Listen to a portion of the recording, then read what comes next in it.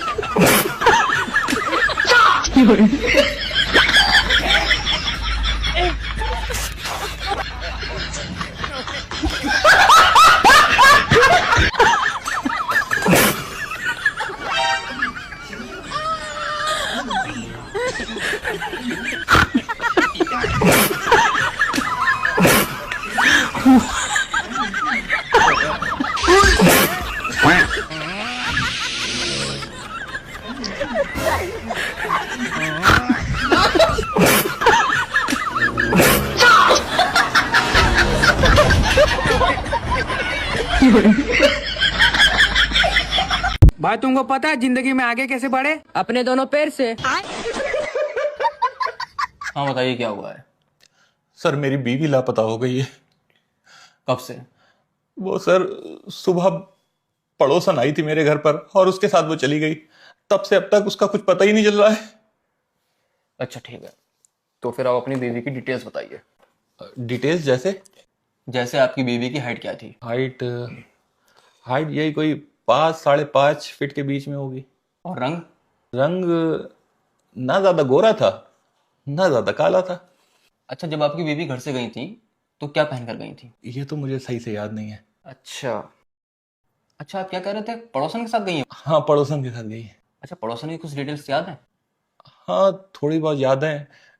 पड़ोसन की height 5 foot 6.5 inch है।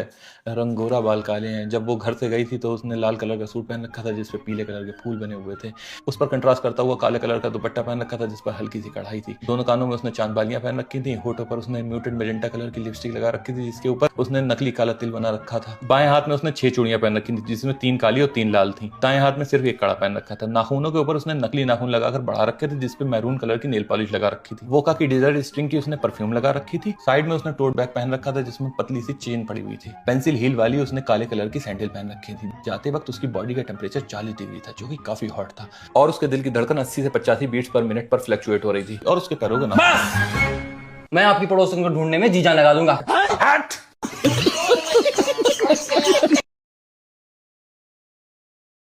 Que nem conheceu aquele maloqueiro do passado era eu. Hoje tu quer colar, mas você se fudeu porque sua amiga deu, sua prima deu. Perdeu maior fodão, bebê, tu se fudeu porque sua amiga deu, sua prima deu.